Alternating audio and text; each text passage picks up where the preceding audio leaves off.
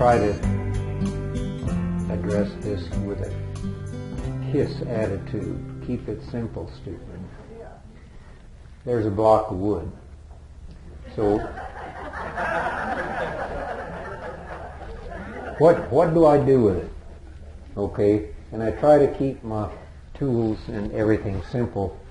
I like to use a folding rule. Somebody said, I haven't seen one of those in 20 years. Everybody uses tapes nowadays, but I like a folding rule. I have the tapes too, but I like the folding rule. I start out, put that log on my bench, and I find out where the pith is. And the pith is that center area. And I'm not talking about how to cut and prepare this blank. I'm saying this blank's ready to be done something with. But you don't. You have to cut out a lot of the pith in here. Anyway, you find the center of that. Lay that on the bench. I put my square up against that, and I draw a line up the middle. I do the same on the other side. Then I connect those two lines. Okay. Then I turn it over, and I connect the line at the bottom here with the line at the bottom on the other side. Okay. Now that's important, because you've got the center on top, you've got the center on the bottom, and on the ends. Then I look at it and see, what can I get out of this piece? Where's the best place for me to get a piece that I can turn a bowl? And I decided that it was at this end of the log, because this end had a knot in it. It's right there. I don't want that anywhere near where I'm going to work. And you can see my line from the pith. And Tom did cut out the pith for me. There's my line. It lines up. And you can't draw pencil on the bark, so I just confiscate some kid's chalk, draw a line down the middle with my straight edge,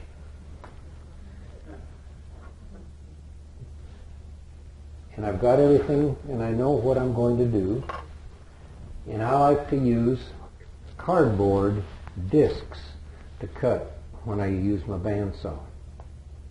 Don't use wood, because if your bandsaw blade hits the wood, it'll tear into it. You can see it just kind of doesn't do much to the cardboard. I have a little old roofing nail and a little piece on the back. I find the spot right in the center where I marked it. I put that on there, and I decide where I'm going to have my blank. Now that's a pretty good chunk. And wet wood is a lot heavier. This isn't too wet. So I don't like to have a great big piece I'm trying to manhandle on my bandsaw, twist it and break my blade. First thing I did was I cut off this side. That lightens the block. You'll see there's a line on the bottom, and you'll see why you need that line on the bottom. And I say, well, that block's still pretty heavy, so what do? I cut off the corners. Okay? Got the corners cut off. But I still got a chunky piece. But it's easier to handle. Nail this down on the center line. Then I get it on the bandsaw. And I cut the remaining pieces off. Okay? So there I have a block. Okay, what do? I've got my mark on top. I've got my mark on the bottom. I connect that so I know exactly where I'm at. When I put it on the lathe, same thing on the other side. I've prepared this ahead of time. And this is to fit my tailstock and my headstock. for the headstock. This, I drill a hole in it. Why do I do that? So when I put it on that drive, it's a steb center drive, this isn't going to be skipping around on me. It's stuck in that hole. I do the same thing, but not at this time. I get this on the lathe.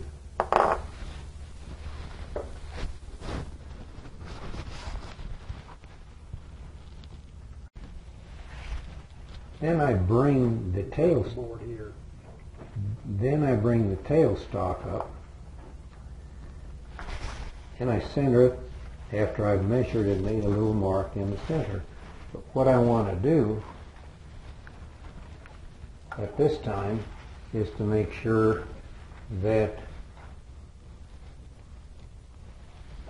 right here where I've made my line is the center, and that's the center of the log. And I eyeball these rings, the growth rings on the tree. And I just use my thumb here and I go around to the other side and see if this is, yeah, it's right on the money. Sometimes you have to jiggle this around. Once you find the point, then I drill a hole for my tailstock so that that's down in the log. That's not going to come out. That's not going to come out. So even if it gets off center and it's turning fast, it's not going to jiggle off of there. Okay. So now we're ready to turn. I've got this log oriented so that the top of the bowl is going to be at my left. The bottom of the bowl is this side.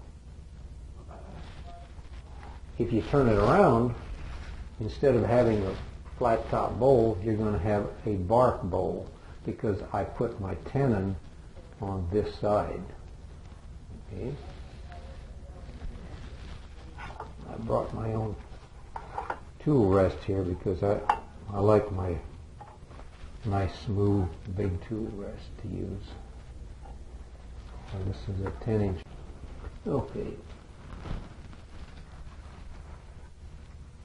Now the next thing we want to do is we want to round up this piece. You don't want a piece on there. You always want to turn it by hand to make sure you're not messing up. I'm going off camera to get a couple things over.